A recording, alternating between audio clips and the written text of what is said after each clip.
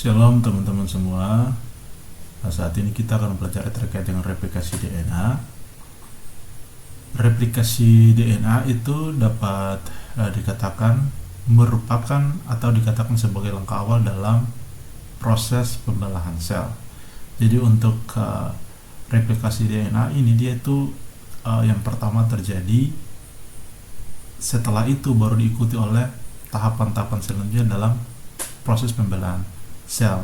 Dan kalau misalnya replikasi DNA dia tidak terjadi, maka pembelahan sel juga dia tidak akan terjadi. Nah, yang jadi pertanyaan kemudian muncul, apa pengertian daripada replikasi DNA? Jadi replikasi DNA kita bisa mengatakan bahwa replikasi DNA itu adalah proses penggandaan atau perbanyakan DNA. Secara sederhana kita bisa mengatakan demikian. Nah, di sini ada kata penggandaan atau perbanyakan DNA. Jadi misalnya gini, pada awalnya DNA hanya satu, tetapi ketika dia mengalami proses, dia mengalami replikasi DNA, maka satu DNA itu akan diperbanyak atau digandakan. Ketika satu digandakan menjadi berapa? Menjadi dua. Ketika dua DNA digandakan menjadi berapa? Menjadi 4. Begitu seterusnya. Jadi itu contoh dan pengertian dari replikasi DNA. Kemudian ada 3 hipotesis yang menjelaskan terkait dengan replikasi DNA. Hipotesis yang pertama ada hipotesis konservatif, ada juga hipotesis dispersif, dan ada juga hipotesis semi konservatif. Yang menjadi pertanyaan, apa perbedaan di antara ketiga hipotesis ini? Oke, ini adalah model dari ketiga hipotesis yang tadi saya sudah sebutkan. Ada model semi konservatif, ada model dari hipotesis konservatif, ada juga model dari hipotesis dispersif. Nah, yang pertama ini ada model dari hipotesis semi konservatif.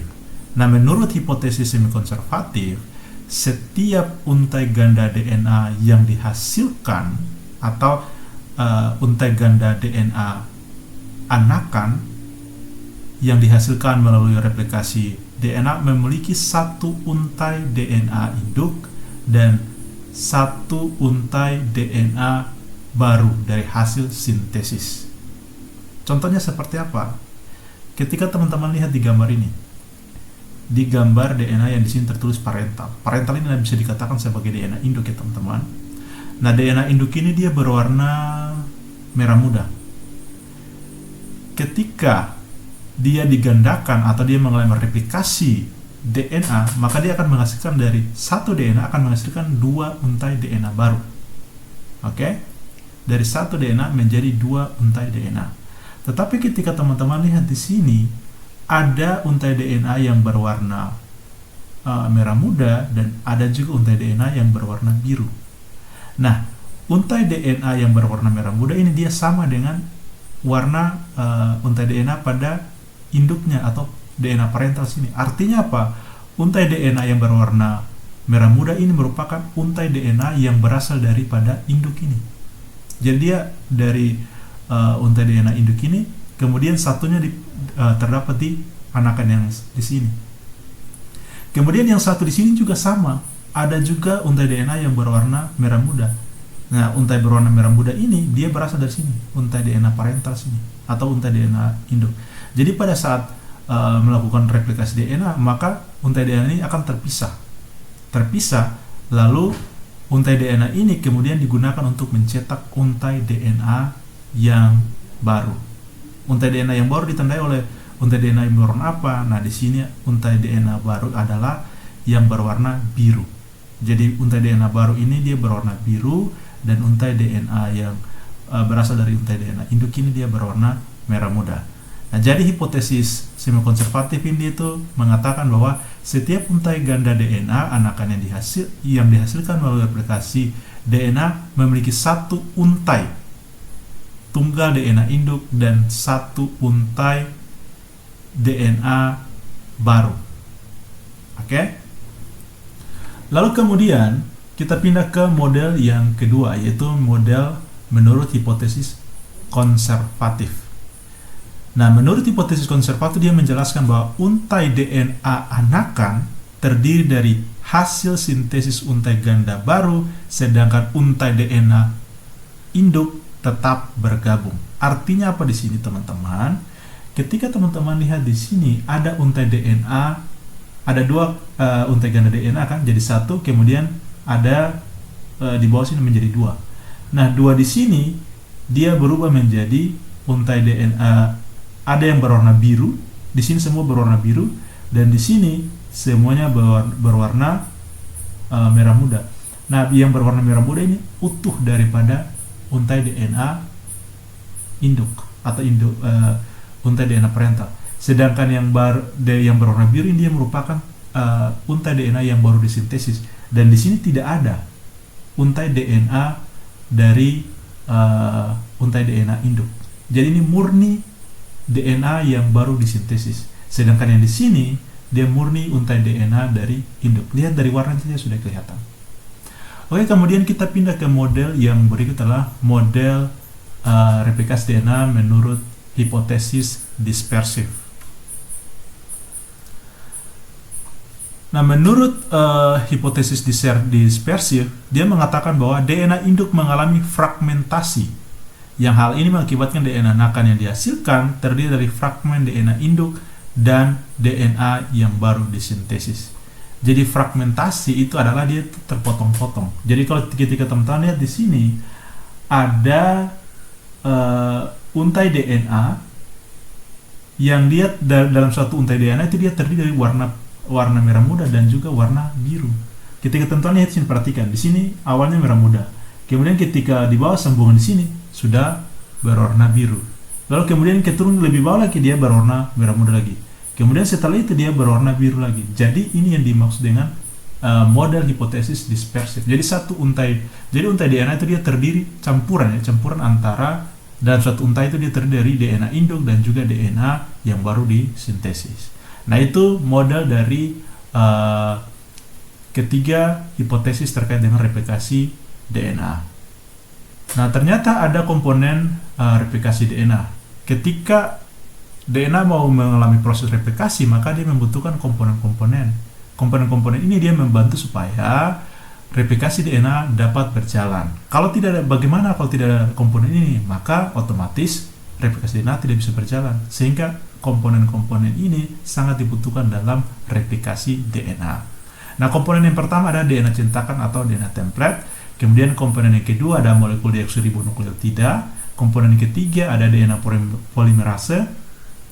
Komponen yang keempat ada primase. Komponen yang kelima ada helikase dan girase. Dan komponen yang keenam ada single strand binding protein. Dan komponen yang ketujuh ada ligase. Oke, kita mulai dari DNA cetakan. Jadi DNA cetakan adalah DNA yang digunakan sebagai cetakan untuk membuat DNA baru yang komplementer atau berpasangan dengan DNA cetakan.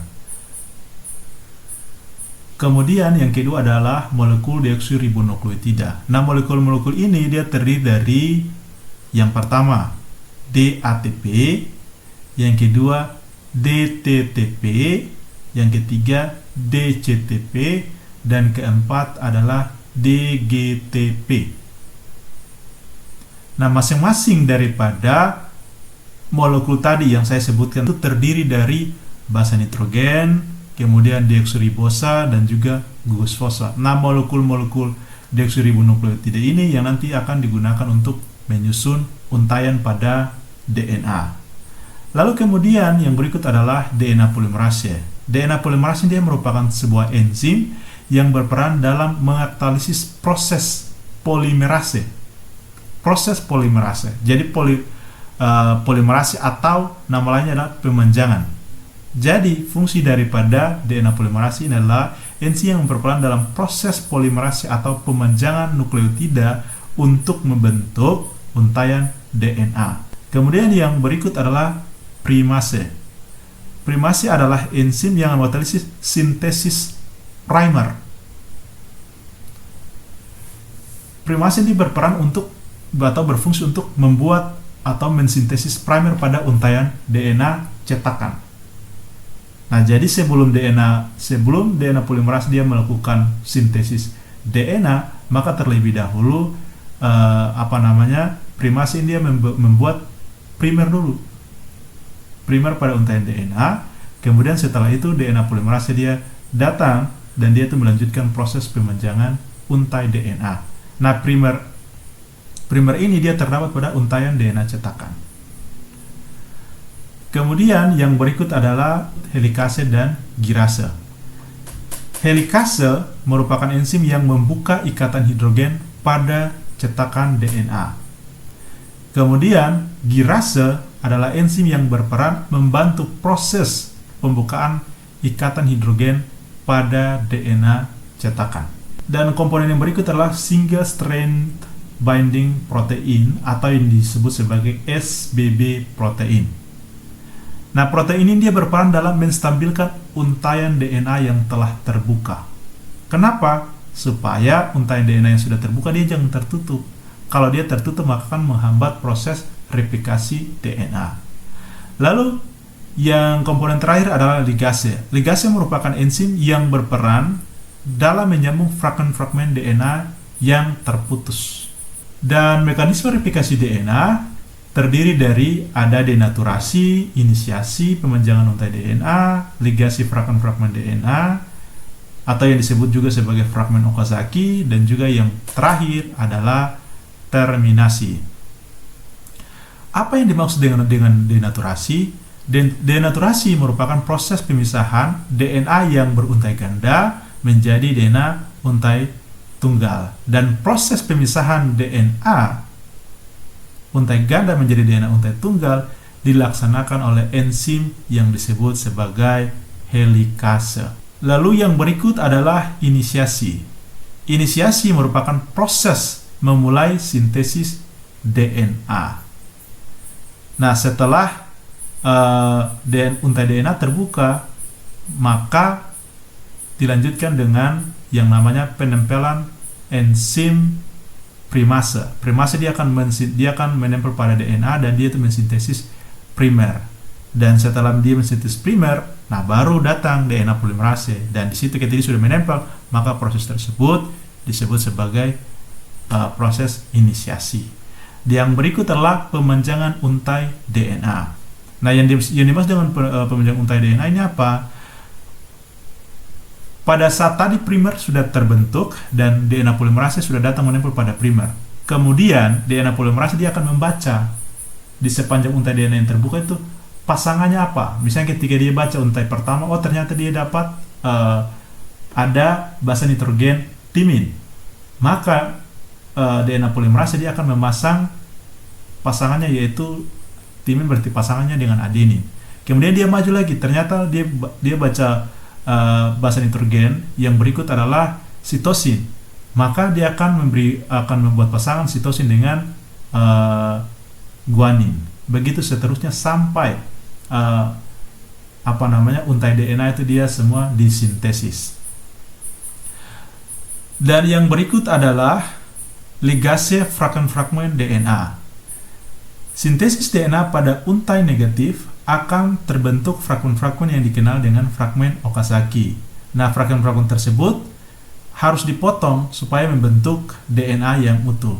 Nah, ketika DNA fragmen tersebut dipotong, kemudian akan disambung oleh enzim yang disebut sebagai ligase. Kemudian yang terakhir adalah terminasi. Terminasi merupakan proses terakhir dari replikasi DNA. Nah, pada terminasi ini dia tuh terjadi saat DNA polimerase sampai di daerah yang disebut sebagai daerah terminator. Nah, ketika dia sudah sampai di daerah terminator atau terminasi, maka daerah tersebut dia akan mengakibatkan DNA polimerase dia akan terlepas dari untai DNA. Ketika dia sudah terlepas dari untai DNA, maka disitulah proses replikasi DNA akan berakhir. Dan tadinya satu untai ganda DNA akan menghasilkan 2 untai ganda DNA.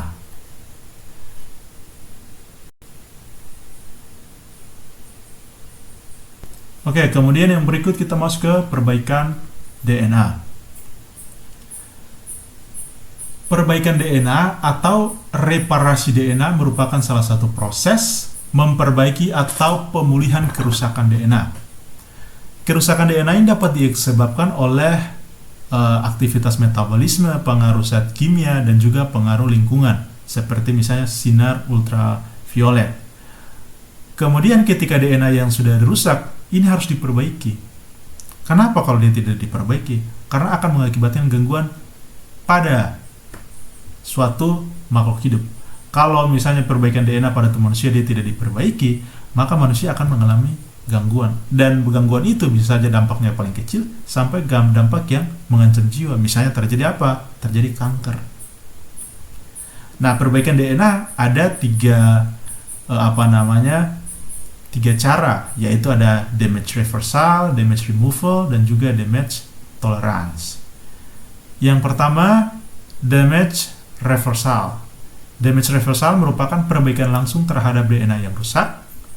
Dan kemudian yang berikut, yang kedua ini adalah damage removal, merupakan perbaikan DNA melalui pergantian DNA dengan cara dipotong. Kemudian damage tolerance adalah kesalahan pada DNA yang ditoleransi. Khusus pada damage tolerance ini adalah kesalahan DNA itu dia ditoleransi. Kenapa? Karena kerusakannya sudah terlalu banyak. Ketika kerusakan sudah terlalu banyak, itu dia tidak bisa diperbaiki, maka dia ditoleransi.